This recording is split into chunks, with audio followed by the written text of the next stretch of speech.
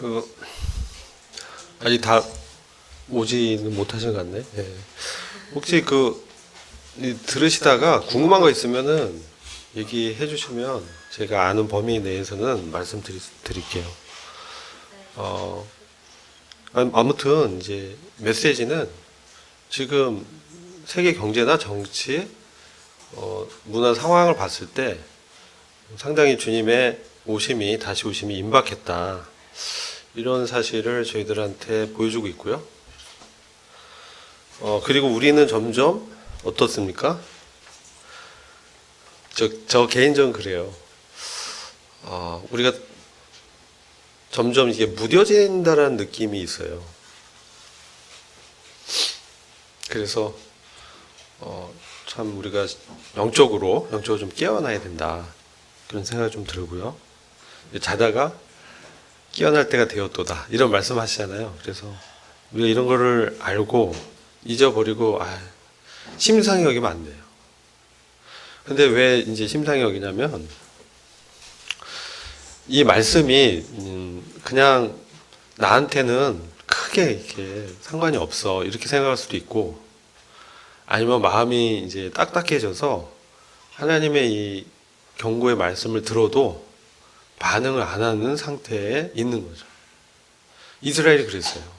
이스라엘이 목이 곧고 마음과 교회의 할례를 받지 아니한 사람들이라고 사도행전 7장 50절 이하에 보면 스데반이 그렇게 이스라엘 백성에 대해서 말씀하죠. 우리가 이미 구원 받았으니까 난 천국 가냐 괜찮아 이렇게 생각할 수도 있고요. 난 이미 천국행 티켓은 갖고 있으니 뭐 오시거나 말거나 난 상관없어. 사실 그것을 준 것은 주님의 다시 오심을 준비하면서 우리가 어떤 삶을 살아야 될지를 말씀하시는 것인데, 그렇게 생각한다면 정말 심각한 문제가 있다는 거예요. 그리고 우리가 마음과 귀에 할례를 받지 않았다라고 얘기하는 것은 이스라엘 백성이 목이 곧고 마음에 할례를 받지 아니했다. 그러니까 이제 구약에 보면 나오는데 스데반은 거기에 귀까지 얘기해요. 마음도 할례 받지 못했는데 귀도 할례를 받지 않았다. 이 할례가 뭡니까? 배워내는 거예요. 여러분 이제 사도행전 23, 4, 5장을 보면 사도 바울이 이제 예루살렘에 갇혀서 거기서 복음을 증거하러 갔다가 갇히잖아요. 감옥에 갇혀서 거기에 이제 총독들한테 자신을 변호하고, 아그리파 왕에서도 변호하고. 근데 벨리스라는 총독이 있었는데 벨리스가 자기 아내가 이제 유대인이었어요. 그래서 그리스도에 관한 믿음에 대해서 사도 바울의 그 복음을 듣고자 그를 이제 불러서 들었어요. 근데 이제 그 복음의 핵심 뭐냐면 의와 절제와 심판이에요. 복음의 핵심이 의와 절제와 장래에서 심판, 이것이 바울이 증거한 복음의 중요한 요소입니다. 근데 우리는 의에 대해서는 이미 잘 알아요. 구원 받았어요. 하나님과의 관계가 회복이 됐어요. 근데 이제 절제를 하고 있느냐, 근데 심판까지 또 얘기하고 있느냐, 그렇지 않다는 거죠. 절제는 뭡니까? 절제는요, 내가 뭘 절제해. 그러면 이거를 막 참고 견디고 뭐 어느 정도 이제 어느 정도 내가 뭐 좀 줄였어. 이게 절제. 우리나라 말의 절제 의미는 그게 절제예요. 근데 성경에서 말하는 절제는 그게 아니에요. 끊어내는 거예요. 끊어내는 거예요. 영어로는 푸더사이드예요. 나 안에 있는 그 예본성, 하나님과의 관계를 멀리하고 있는 그런 죄악들, 이것들을 단호하게 끊어내는 겁니다. 왜요? 왜냐하면 우리가 주님의 심판대 앞에 서기 때문에 그렇습니다. 주님이 우리를 심판하십니다. 근데 이것은 지옥에 보내는 심판이 아니고 천국에서, 하나님의 왕국에서 받을 상에 대한 심판입니다. 그러니까 우리가 그냥 막 살면 이 상을 못 받습니다. 그럼 우리는 그분의 통치의 영광에 참여할 수가 없게 됩니다.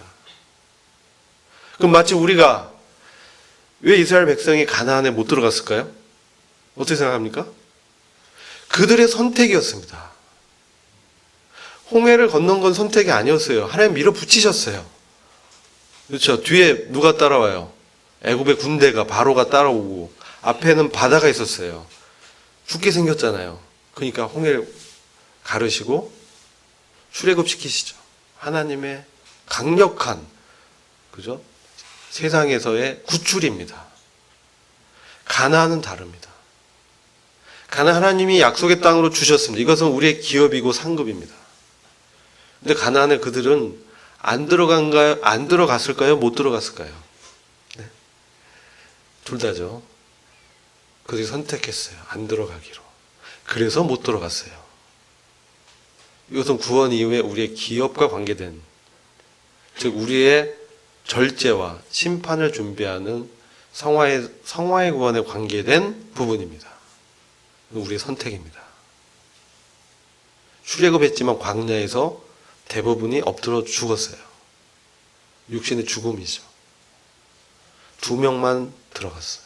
여호수아 갈렙. 믿음을 지킨 사람.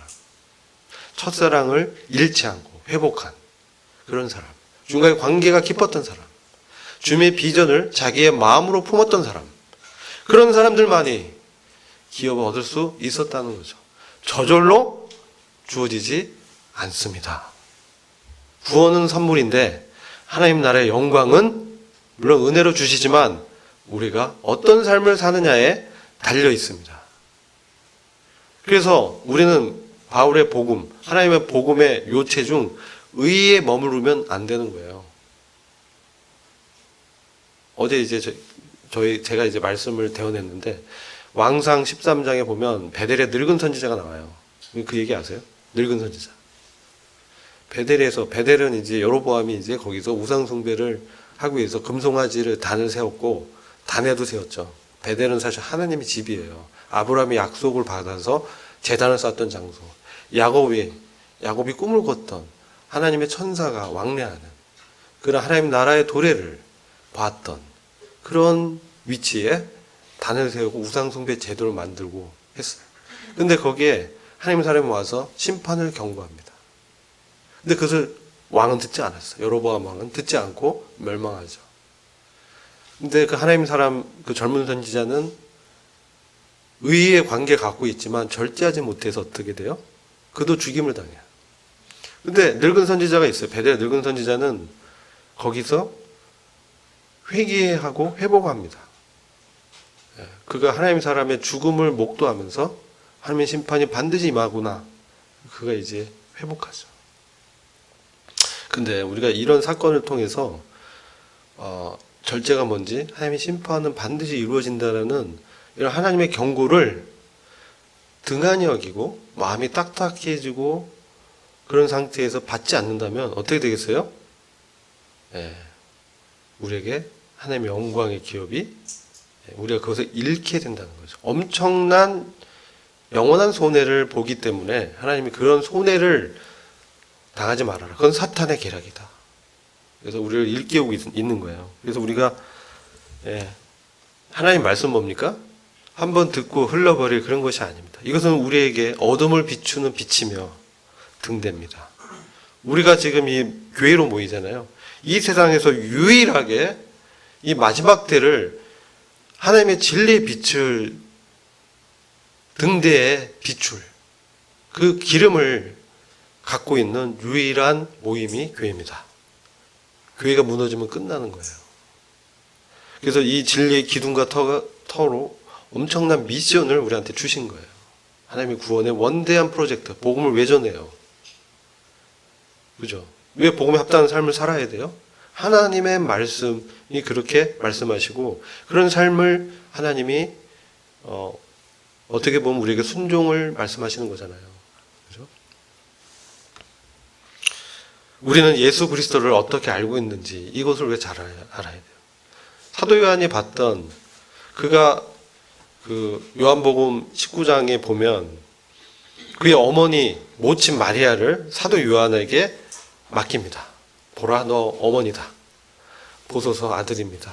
그래서 새로운 영적 가족을 만들어 주시죠. 이게 교회인데, 여러분 이제 그때 사도 요한이 봤던 예수님은 연약한 육신을 입고 온 그러한 분이셨어. 근데 그가 노년에 밤모섬에 그의 믿음 때문에 유배됐을 때 그가 환상 가운데 그에게 나타난 예수 그리스도는 이런 모습이었어요. 하얀 그 양털 같은 머리털에 불꽃 같은 눈으로 우리의 속중심을 간파하시는, 그리고 가슴에 금띠를 두르신 거룩한 왕이요 대제사장이신 심판주로의 하나님의 아들의 모습을 보여주고 있죠. 흰 옷을, 긴 옷을 입었고 발은 주석과 같은 단단한 발이셨고, 그 다음 오른손에는 7뼈를 들고 있었고 7 금촛대, 이 촛대는 뭡니까? 교회 사이를 운행하시면서 하나님의 집을, 지금 우리의 마음을, 우리의 성령의 전을 판단하시고 책망도 하시고 칭찬하시는 그러한 대제사장으로 우리 안에 임재해 계십니다. 그럼 하나님의 말씀으로 임하셨고 우리 안에 말씀으로 성령을 통해서 오셨습니다. 그래서 그분께서 지금 말씀하시는 것이죠. 그분은 연약한 그런 이제 십자가에 죽으신 그런 분이 아니에요. 부활하시고 만왕의 왕이요 만주의 주 되신 그런 거룩한 하나님 아들이자 하나님이신 분으로 요한은 그를 대면하게 되고, 주님을 대면했을 때 그는 죽은 자처럼 또 엎드러지게 됩니다. 우리가 하나님의 영광을 대면하면 우리의 죄성 때문에 그분 앞에 설 수가 없어요. 다 엎드러지는 거예요. 우리가 하나님의 은혜만 강조하고, 그죠? 죄에 방종한다면 우리는 그 진리에 심판하시는 그분을 간과하는 이 어리석은 그런 사람으로 인생을 마칠 수가 있어요. 그래서 우리가 이 말씀을 대면하면서 예언은 얼마나 중요한가. 예언이 미래의 사건이라고만 얘기하시죠. 예언은요, 프로피사이라고 해서 누굴 대신 말하는 거예요. 사실은 하나님을 대신해서 그 말씀을 전달하는 게 예언이에요. 근데 그냥 특별히 미래의 일을 얘기할 때 뭐 선지자가 이렇게 미래의 사건을 말씀해 주는 그런 것이 기록되어 있지만 주로 심판에 대한 것을 말씀하셨어요. 그렇지만 그것은 사실 메시지는 뭡니까? 예수 그리스도에 대한 거예요. 그래서 요한계시록 19장 10절에 보면 빨간색으로 되어 있죠. 예수의 증거는 대언의 영이다. 말씀의 메시지의 요체는 예수 그리스도에 관한 것이죠. 그래서 중요한 겁니다. 베드로후서 1장 19절을 보면 우리에게 더 확실한 예언이 있었다. 어두운 데 비추는 등불과 같으니 날이 새어 샛별이 너희 마음에 떠오르기까지 너희가 이것을 주의하는 것이 가아니라. 이 베드로후서는 이제 베드로 사도의 유언이죠. 그가 이제 죽음이 얼마 안 남은 상태에서 예전에 주님을 그가 그 십자가에 달리실 때 베드로는 도망갔잖아. 그죠? 도망갔어요, 그는. 근데 그가 변화산에서 주님의 그 영광스러운 모습을 대면했어요.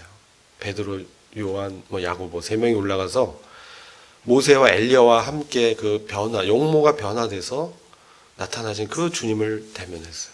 그 환상을 봤어요. 비전을 봤지만 그에게는 더 확실한 하나님의 말씀이 있었어요. 그래서 그것을 어두운 데 비치는 등불과 같다. 우리가 사실 우리의 믿음을 말씀에 둬야 됩니다. 그래서 뭐 체험이나 경험이나 무슨 환상이나 이런 것이 아니고 하나님의 말씀에 우리 믿음 둬야 되죠. 근데 그것은 이제 주님이 샛별과 같이 오실 때 그것이 가까웠어요. 그럴 때 우리가 정말 그 말씀에 주의를 기울이는 것이 옳다라는 거예요. 그래서 주님은 우리에게 항상 말씀을 통해서 자기가 어떤 분인지를 계시하십니다. 요한계시록은 뭡니까? 요한의 계시가 아니라 사실은 주 예수 그리스도의 계시다라고 1절에 나와요. 요한이 그것을 봐서 기록했을 뿐이지 그것은 주 예수 그리스도가 어떤 분인지를 우리에게 그 복음은 아들 예수 그리스도에 관한 하나님의 말씀이잖아요. 그것을 말씀하는 거예요. 예수님은 왕이시요 통치자입니다. 예수님을 그렇게 우리가 영접지 않으면요, 우리의 삶이 변할 수가 없어요. 이스라엘처럼 그냥 멀리 있는 밖에 기록된 십계명에 기록된 돌판에 기록된 그런 말씀이 아니라 우리의 신비에 기록된 하나님의 말씀으로 오신 예수 그리스도, 그분은 우리의 왕이십니다. 그분은 우리의 주십니다. 또한 만왕의 왕이요 만주의 주십니다. 그것을 말씀하고 있는 거예요. 왜 이런 사건을 요한복음 보면요, 제자들에게 자세히 얘기하지 않으셨어요. 왜냐하면 그 당시에는 제자들이 그럴 준비가 안 됐습니다. 그러나 진리의 성령이 오셔서 요한복음 16장 13절 보시면 진리의 성령이 오시면 그가 너희를 모든 진리 가운데 인도하시니 그가 자의로 말하지 않고 오직 듣는 것을 말하시며 장래일을 너에게 알리시리라. 장래일을, 예수 그리스도가 어떻게 이 땅에 오실지 그것을 우리에게 계시한다는 것이죠. 예수님은 내가 곧 길이요 진리요 생명이니 나로 말미암지 않고는 아버지께 올 자가 없다라고 말씀하시죠. 그분은 우리의 생명입니다. 우리의 길이십니다. 우리가 살아야 될 모본이십니다. 우리의 생명을 일으키시고 경고하시고 우리의 은혜를 베푸시는 진리의 말씀으로 우리 안에 역사하는 것이죠. 그래서 때가 되면 하늘에 있는 것이나 땅에 있는 것이나 모든 것이 예수의 이름 앞에 통일시키는 그 하나님의 심판이 있게 된다는 거예요. 이게 에베소 2장 9절이죠. 그리고 우리 가운데 오신 그 하나님의 비밀이신 그 그리스도, 그분 우리의 지혜와 지식에 보호하십니다. 그분 알 때 우리의 삶이 변하고 우리가 이제 그분을 닮아가는 이 신앙의 경주를 완주할 수 있게 되는 거예요. 그래서 하나님의 비밀 그리스도를 우리가 알아야 돼요. 그래서 이 믿음의 선지인 이 노아는 히브리서 11장 7절을 보면 아직 보이지 않는 일에 경고하심을 받았어요. 눈으로 보이지 않아요. 믿음이 필요합니다. 이 일은 반드시 이루어집니다. 근데 마치 이게 자꾸 왜 무감각해져요? 자꾸 세상에 들어오는 것들 있죠. 우리의 눈, 귀, 보고 듣고 이런 것들은요, 자꾸 우리 마음을 하나님부터 이렇게 자꾸 멀어지게 하는 거예요. 이 세상 문화가 그래요. 그래서 우리가 보이지 않기 때문에 이게 반드시 이루어질 것을 지금 말씀하는 거예요. 그래서 이것을 우리가 주님이 재림하신다, 다시 오신다, 이거는 하나님 말씀하셨고 사도들도 그것을 믿고 준비했고, 지금까지 왜 아직 안 오셨냐? 구원받기로 예비된 그 이방인의 충만한 수가 찾기까지 시간을 주시는 거예요. 교회가 완성될 때까지. 그래서 우리가 이런 경고를 받잖아요. 들으면 노아처럼 하나님 경외해야 돼. 경외함으로. 하나님을 마치 우리의 등 뒤에 두고, 마치 그 아라비안 나이트의 램프의 요정처럼 내가 필요할 때 부르는 그런 존재로 하나님을 알면 우상을 숭배하는 거예요. 우리 앞에서 우리의 운전대를 쥐시고 우리를 인도하고 주관하시는 주로 우리가 그분을 알아야 돼요. 그게 경외함이 생기는 것이죠. 그때 방주를 준비하는 거죠. 그가 그 경외함 때문에 하나님을 두렵고 떨림으로 그가 대면했기 때문에 빌립보서 2장에 보면 너희 구원을 두렵고 떨림으로 완성하라고 말씀하잖아요. 이거는 우리가 지옥에 안 가는 그런 칭의의 구원이 아니라 우리가 절제하고 심판을 예비하는 성화의 삶을 말하는 거예요. 두렵고 떨리면 하나님 어떤 분으로 우리가 아느냐. 잠언 16장 6, 7절을 읽어보면 이렇게 말해요. 긍휼, 그렇죠.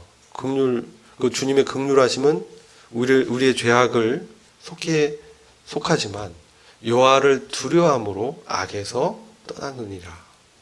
하나님을 경외할 때 우리가 거룩한 분리가 일어나는 거예요. 하나님이 예수 그리스도 통해서 어떻게 우리를 앞으로 판단하시고 상을 주실지 이것을 알 때 우리가 준비할 수 있는 거예요. 또 준비해서 그 집을 구원하였다. 우리가 왜 이 땅에 존재의 이유 중에 하나죠. 그 집을 구원하는, 믿음을 따르는 의의 상속자로 살기 위해서 있는 것이죠. 여러분의 가족, 여러분의 친지, 여러분 옆에는 친구들, 여러분의 직장 동료, 그들의 구원을 위해서, 그 집을 구원하기 위해서 하나님께서 말씀하는 거예요. 그러니까 함부로 이렇게 그들과 똑같이 살면 안 되겠죠. 그죠? 이거는 말씀드렸죠. 지금이 노아의 때요, 롯의 때와 같다. 우리의 소망이 무엇입니까? 우리가 바라고 기다리는 게 무엇이냐는 거죠. 무엇입니까? 이 땅에서 명성을 얻고 부를 얻고. 저도 이제 젊었을 때 그런 걸 많이 준비했습니다.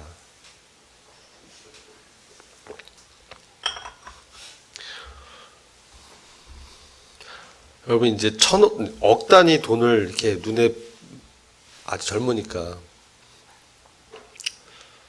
제가 이제 아까 말씀드렸죠. 제 직업이 뭔지. 돈을 이제 100억, 1000억 단위에서 막 운용하면요. 돈의 가치가 그렇게 피부에 안 와닿아요. 근데 그거는 제가 봤을 때 제가 돈을 많이 버는 그걸 얘기하는 게 아니에요. 많이 못 벌어요. 근데 중요한 건 뭐냐면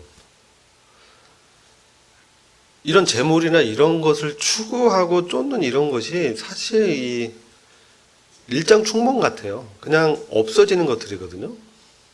그 부, 명예, 네?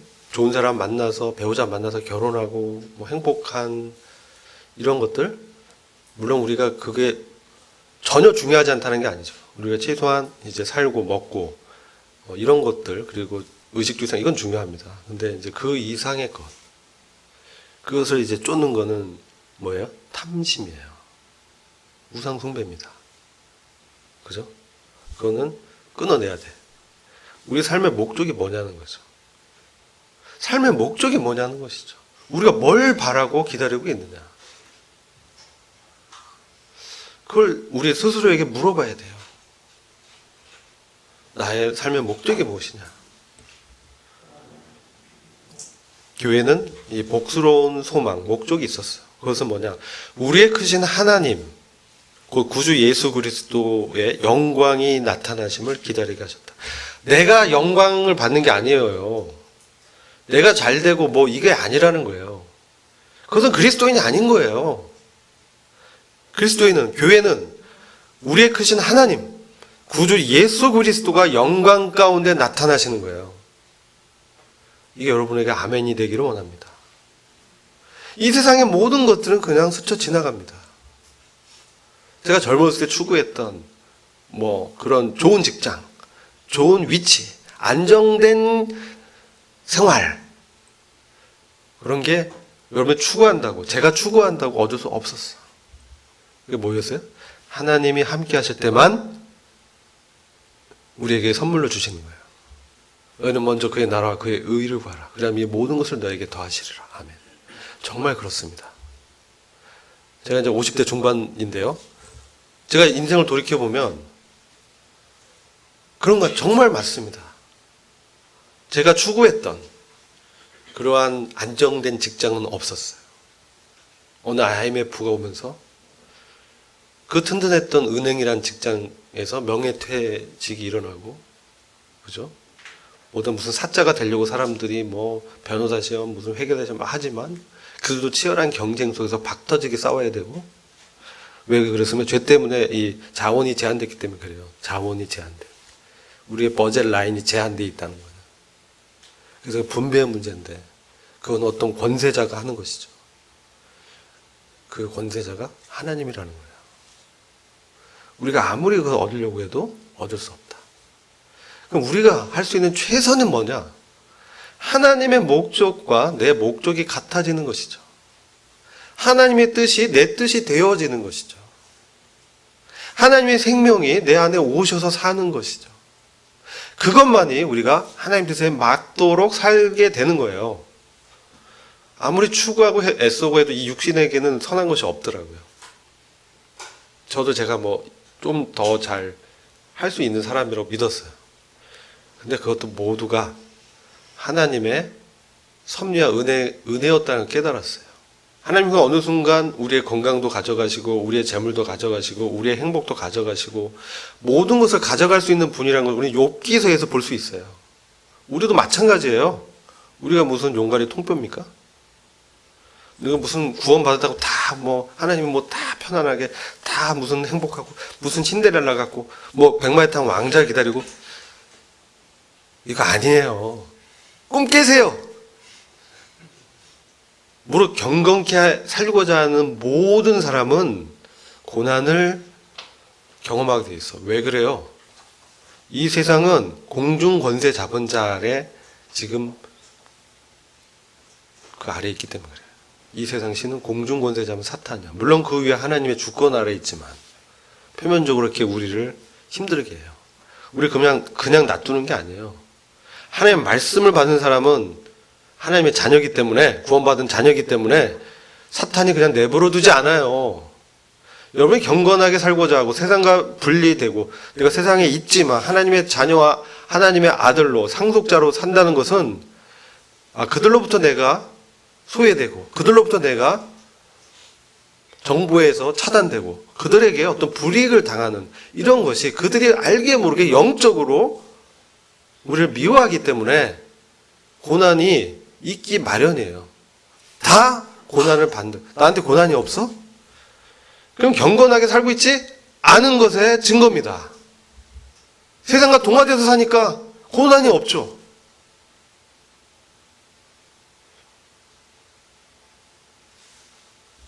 한번 복음 전해봐요. 직장에서.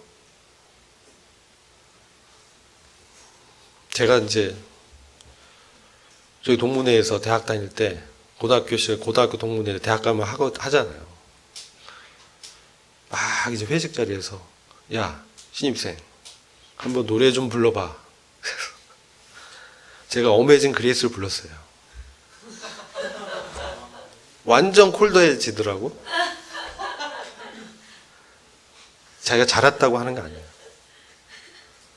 뭣도 모르고 했어요. 그렇게 배웠어요. 타협하지 말아라. 그래서 그렇게 했더니 4년 내내 친구가 없더라고요. 제가 잘했다고 얘기 안 하고 저한테는 그때 그게 제 믿음의 수준이 그랬어요.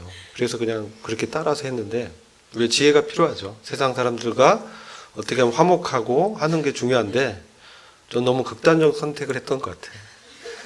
근데 후회하지 않아요. 후회하지 않고 하나님이 함께 하시고 하면 다 보상하세요. 그래서 우리가 목적하고 바라보는 것은 예수 그리스도의 영광이 되어야 된다는 거예요. 내가 높아지고 내가 의로워지고 내가 옳고 내 기준이 맞고 이런 것들은 교회의 소망이 내 소망이 될 수가 없어요. 주님은 공중에 이제 오신다. 데살로니가전서 4장 17절에 주님이 이제 오셔서 우리가 공중에서 주님을 만나게 된다는 것이죠. 이게 휴거죠. 우리가 로마서 8장 23절은요. 양자 될 것, 몸의 구속을 우리가 기다린다고 했어요. 근데 보면 성령의 처음 익은 열매를 받은 우리까지도 속으로 탄식한다. 왜냐하면 피조물이 지금 고통 가운데 신음하고 있다라고 얘기해요. 왜 그래요? 아까 말씀드렸잖아요. 양적 완화, 거품 경제, 자연재해, 기후의 이상기후 현상, 화산, 지진, 홍수, 전쟁, 식량의 편중, 자원의 편중, 부의 편중, 사회주의와 자유주의의 대립. 이 모든 것들이 피조물을 고통 가운데 신음토록 하는 것이죠. 생로병사의 운명. 한 번 죽는 것은 정해진 것이요. 그 후에는 심판이 있다. 하나님의 법칙이죠. 그걸 거스를 피조물 없어요.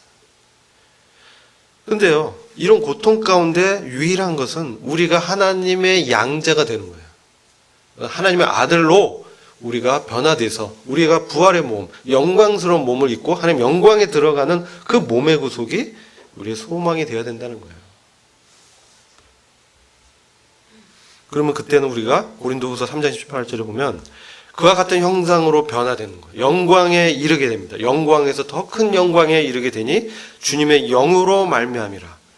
그때가 되면 수건을 벗어놓고 주님을 대면하게 되는 것이죠. 그러면 주님을 대면하게 되면 우리가 엎드러지게 되겠죠. 그분의 영광 앞에, 그분의 인자하심 앞에, 그분의 은혜로움 앞에, 나 같은 자에게도 상을 주시는 그분의 긍휼하심 앞에 우리가 엎드리고 오 주님 이렇게 되게 될 거예요. 그죠? 오 주님 이렇게. 그러면 주님 뭐라고 합니까? 착하고 충성된 종아 잘하였도다. well done. 이 말을 우리가 들어야 돼요. 다른 말 소용없어요. 아 내가요 장로를 몇 년 했고요. 전도자를 몇 년 했고요. 교사를 몇 년 했고요. 아무 소용없어. 하나님이 인정 안 하면 아무것도 아니라는 거예요. 진정 그것이 하나님에 대한 사랑과 영혼에 대한 사랑과 깊은 그 주님의 마음으로 했느냐가 중요한 것이지 내가 얼마만큼 수련했고요. 내가 헌금을 얼마 했고요. 주일 성수 어떻게 했고요. 이것도 물론 이 형식이 너무 무의미하다는 건 아니에요. 그러나 더 중요한 본질은 우리의 존재가 하나님 앞에 어떤 삶을 사느냐지 어떤 마음과 동기로 사느냐지 외형에 드러나는 게 다가 아니라는 거예요. 그죠? 교회 앉아서 예배 드린다고 딴 생각할 수 있어. 그죠? 그러나 내가 지금 이건 극단적인 케이스죠. 회식 자리에서 기도하면서 상대방에게 복음을 전하려고 막 이제 접대하고 있어. 그 사람이 하나님 앞에서 더 영적인가 아니면 성만찬한테 딴 생각하고 앉아있는 게 더 영적인가? 뭐가 더 영적이에요? 네? 뭐가 더 영적으로 주님을 섬기고 있는 거예요? 예? 그죠? 하나의 목적과 코드에 맞춰서 사는 거예요. 우리가 세상을 떠나서 산속에 들어가서 수도할 수는 없어요. 복음을 전해야 돼. 그럼 어떻게 살아야 되느냐? 이 문제가 있는 것이지. 그분의 영으로 말미암는 그분의 영, 그분의 성령이 우리 안에서 말씀을 기억나게 해줄 때 그것에 내 몸을 저 복종시키는 영성이 우리한테 부족한 게 문제인 것이죠.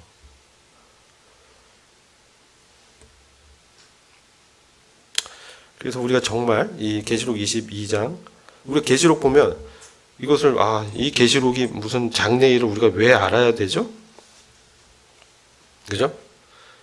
근데 보면 나 예수는 계시록 22장 16절에 교회들을 위해서 내 사자를 보내서 이것들을 너희에게 기록하고 증거하게 했다는 거예요. 교회들을 위해서 기록한 거예요. 요한계시록 2장에서 3장에 책임 있는 7교회에 대해 에베소, 그죠?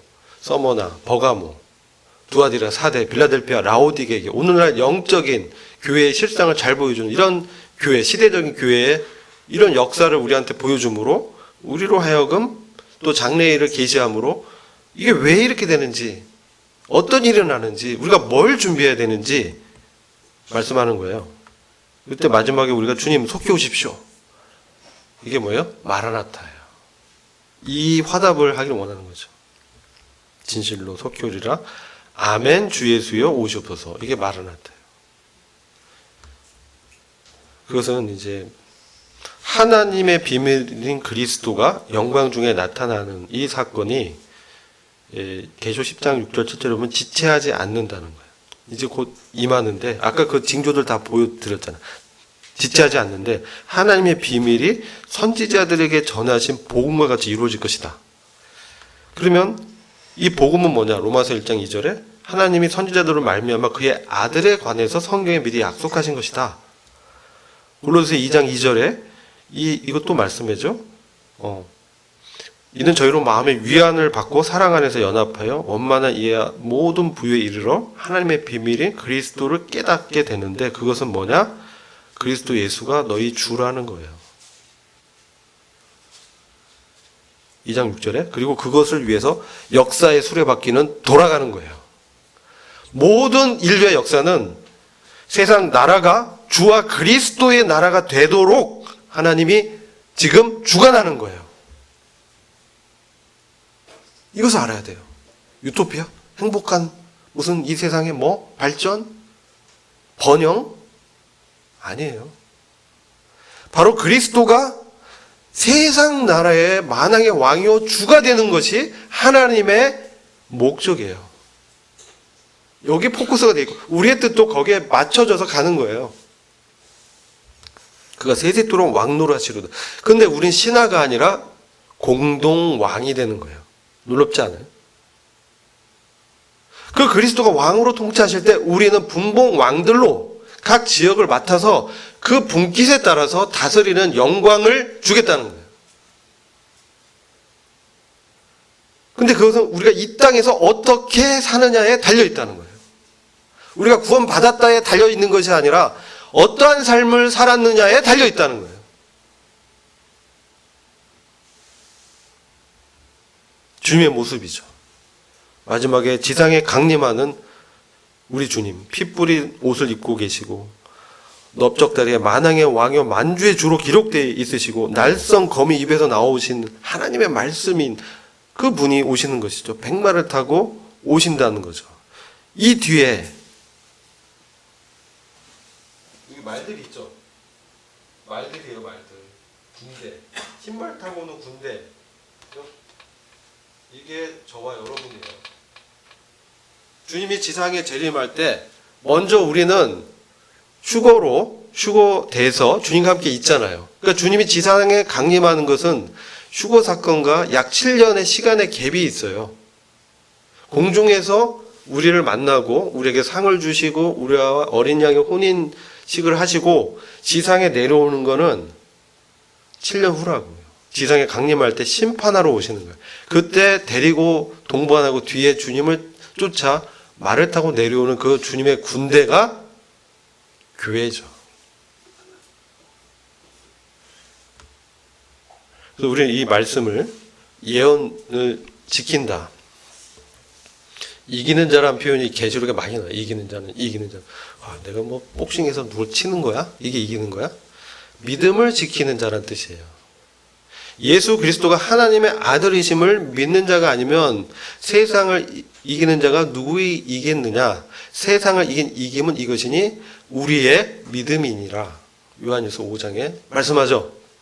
그러면 이기는 자, 믿음을 지키는 자는 주님과 동행하면서 하나님의 기업으로 그 날의 영광에 동참하게 되는데 이 지키다란 말이 중요해요. 여러분 이제 영어로 keep이라고 하죠. keep, 지키다.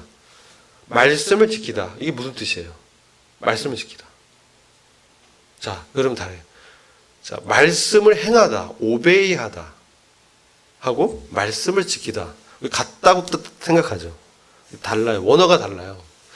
그래서 이 지킨다는 것은 뭐냐면 말씀을 행하기 전에 말씀을 귀히 여기고 마음에 이렇게 두는 거예요.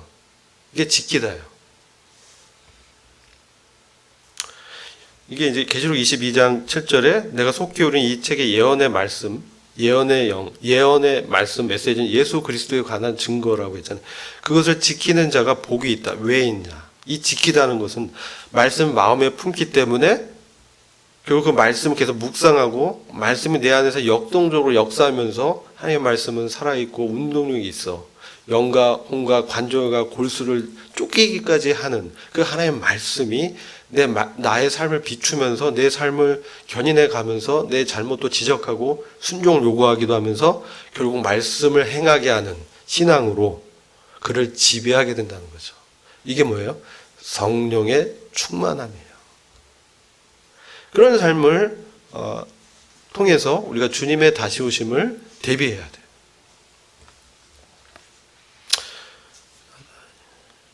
자, 그래서 우리가 이제 주님에 관한 계시, 여러분 시간 되면 요한계시록을 공부해 보세요. 그러면 아버지 뜻에 자신을 순종하신, 죽기까지 순종하신 그리스도가 어떤 분인지 알게 될 때 우리는 겸손히 그분 앞에 나가서 그분의 뜻이 옳습니다. 주님이 옳습니다. 이게 뭐예요? 회개예요. 주님의 뜻이 옳습니다. 그래서 저는 이 삶을 청산하고 돌이키겠습니다. 그죠? 여러분 회개 몇 번 하세요? 전 침례 받기 전에 한 번 했어요. 근데 회개는 날마다 내 삶을 돌이켜보는 그러한 또한 믿음의 행위이기도 해요. 내가 육신의 본성에 따라 살았다? 돌이켜야 돼요.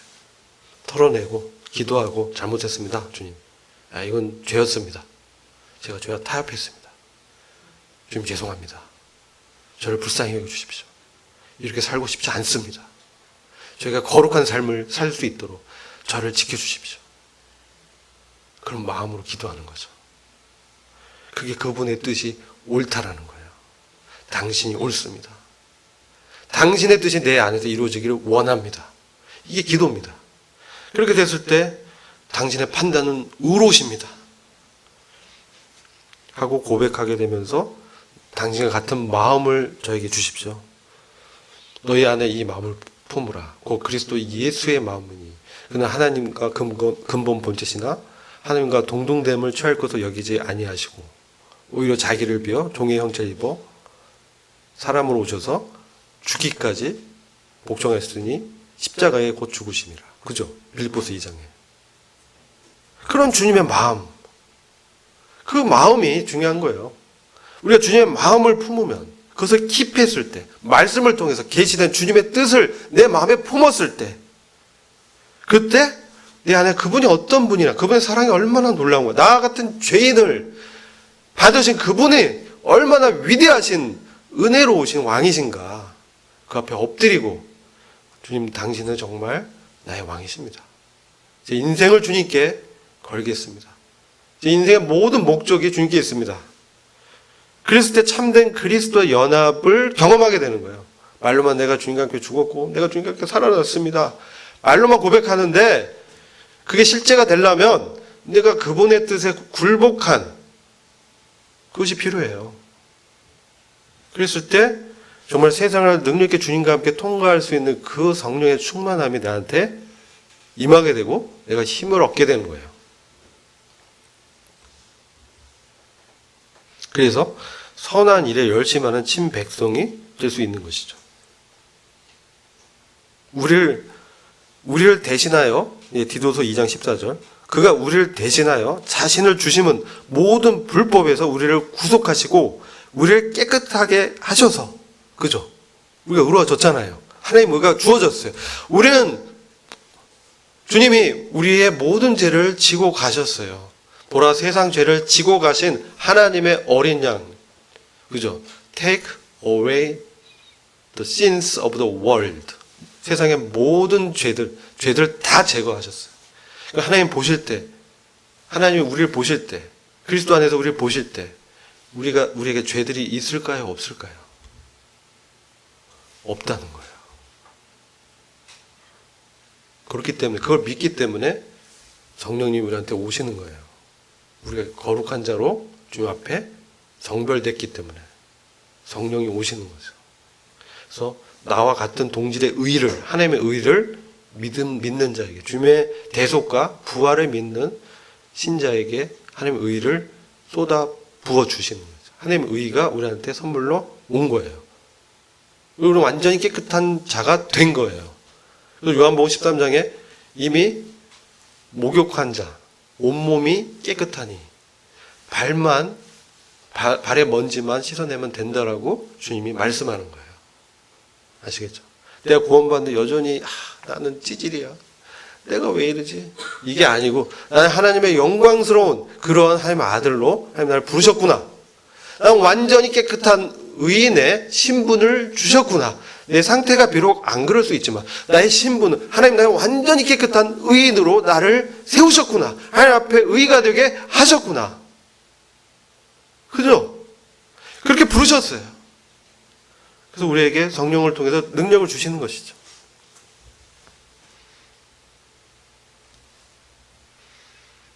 그래서 우리가 사실 이제 이 말씀을 하고 제가 마치려고 하는데, 요한일서 3장 2절 3절이 사실 우리가 예언을 지키는 자의 복은 뭐냐면요, 사랑하는 자들아, 요한일서 3장 2절 3절, 우리가 지금은 하나님의 자녀라. 장래에 어떻게 될 것은 아직 나타나지 아니하였으나 그가 나타나심이 되면 우리가 그와 같을 줄 아는 것은 그의 계신 그대로 볼 것을 인함이다.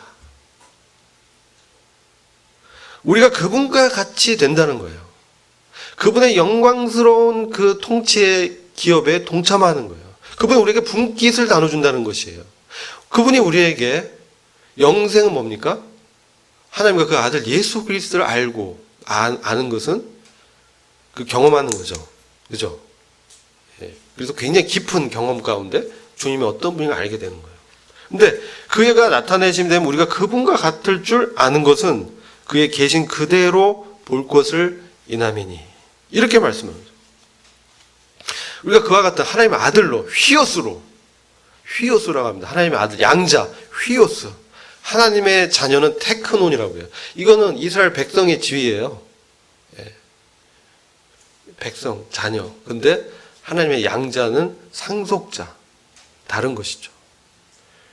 그래서 우리가 그러니까 그분과 같이 될 거야. 그분의 그 영광스러운, 그분의 성품, 그분의 신에 속한 성품, 그분의 그리스도의 그 신성한 성품이 우리 안에서 이루어지길 기도하는 거죠. 성령의 열매가 맺히길 기도하는 거죠. 아, 주님, 왜 내가 저 사람 이렇게 미워하죠? 이 미움이 안 가져요.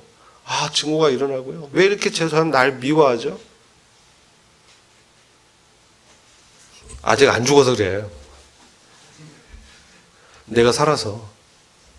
그런 거예요. 그리고 또 이걸 막 내가 죽이려고 해요. 아, 십자가에 나 죽었지. 안 돼요. 내려놔야 돼요. 주님, 저 할 수 없습니다. 저로서는 불가능합니다. 그러니까 주님 안에서는 이것이 가능합니다. 그죠?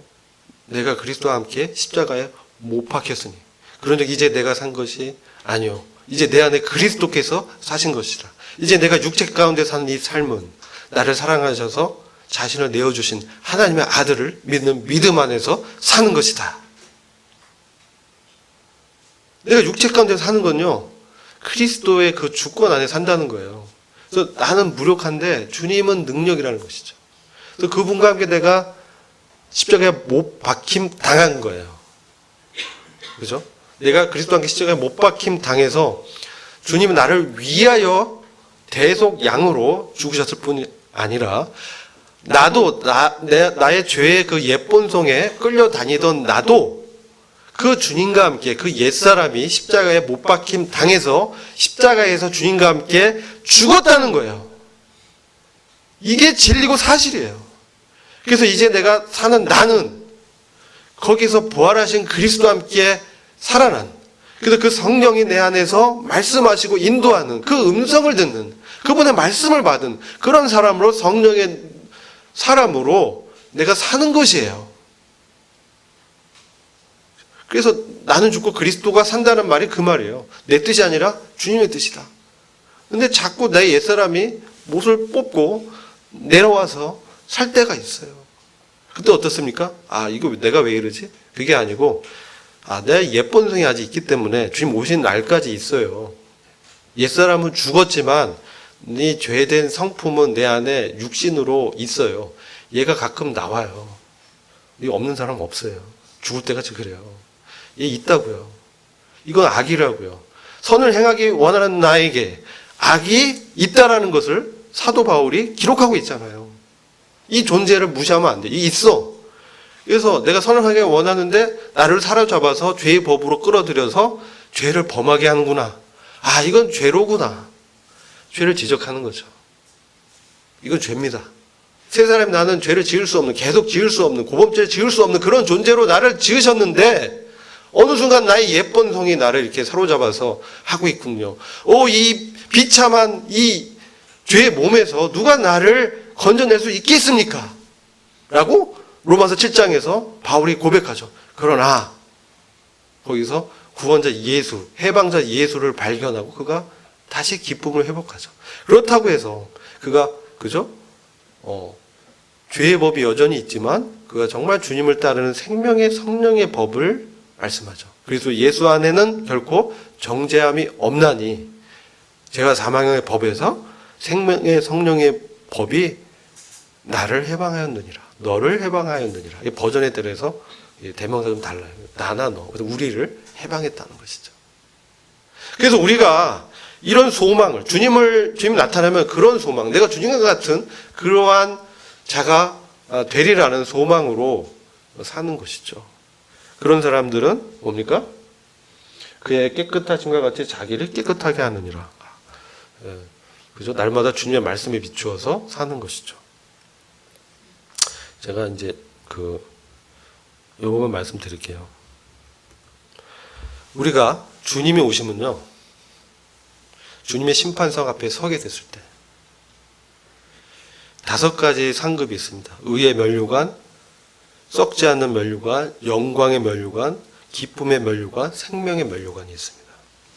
고린도후서 5장 10절과 고린도전서 3장 11절에서 15절, 로마서 14장에 기록된 그리스도의 심판석에 대한 사실인데, 주님의 재림을 사모하는 자들에게도 의의 면류관이 주어져요. 주님의 재림을 사모하는 자는 아까 뭐예요? 주와 같이 될 것을 소망하면서 자기를 깨끗게 하면서 주님과 같은 뜻을 품고 사는 사람들, 그죠? 의의 면류관이 주어질 거예요. 그리고 승리자들, 그죠? 고린도전서 9장 25절에서 7절에 믿음의 경주에서 믿음을 지킨 사람들에는 썩지 않은 면류관이, 그리고 교회에 책임 있는 장로 일을 잘 감당한 사람한테는 영광의 면류관이, 그리고 영혼을 구원한 전도 일에 동참한 사람들은 기쁨과 자랑의 면류관이, 그리고 자기 생명까지 드린 그런 사람들에게는 생명의 면류관을 주겠다고 약속하셨어요. 이 약속대로 우리가 이제 계시록 4장에 보면 24 장로가 이렇게 영광의 보좌 주위에 앉아 있습니다. 이게 이제 뭐 천사라고 얘기도 하지만 이 24 장로는요, 교회의 대표들이에요. 사도 요한이 야, 이리 올라와라 했을 때 그가 성령으로 휴거돼서 하늘의 3층 전에 하나님의 보좌에 올라가서 이 24 장로와 하나님의 그 영광의 보좌 가운데 그 거룩한 천사들이 이렇게 있었죠. 네 생물. 아마 뭐 이게 그룹이라고 이렇게 보고 있는데요. 그 주변에는 24 장로, 그리고 천사들이 지금 찬양을 부르고 있어요. 천사들이, 그죠? 이 24 장로들 머리에, 우리가 그 휴거됐을 때 그리스도의 그 심판대에서 베마석에서 그 면류관 상을 받고 앉아 있는 거예요. 사도 요한이 이 환상 가운데 불려가서 여기 자기가 앉아 있는 것을 봤을 거예요. 아, 미래의 그 환상의 모습. 24 장로 가운데 사도 요한 그걸 봤어. 사도 바울은 3층전 가서 또 봤어. 그죠? 이 영광을 봤어. 예배드리는. 그리고 이들이 자기 면류관을 벗어서 주님께 드렸어요. 이게 뭡니까? 이 면류관은 내 것이 아니라 주님의 것입니다. 나의 나된 것은 하나님의 은혜입니다. 그죠? 고린도후서 12장. 나의 나된 것은 하나님의 은혜입니다. 그죠? 우리가요, 우리 약함을 자랑할 수 있어야 돼요. 왜냐하면 우리의 약함 가운데, 우리의 연약함 가운데 그리스도의 강한 능력이 나타나도록 하셨기 때문에. 그래서 우리 면류관을 주님께 드릴 수 있는 거예요. 저와 여러분, 이런 사람으로 세워지길 간절히 기도합니다. 기도하고 마치겠습니다. 아버지 하나님 감사합니다. 오늘도 주님께서 저희를 축복하시고 성령으로 충만케 하시고 주님이 다시 오실 이때에 마지막 때를 잘 준비하는 우리 96년생 15학번 청년들이 될 수 있도록 주께서 인도하시고 역사하시고 축복해 주시기를 간절히 기도합니다. 이후에 시간들을 주님께 의탁하고 우리 예수 그리스도의 존귀하신 이름으로 기도했습니다. 아멘.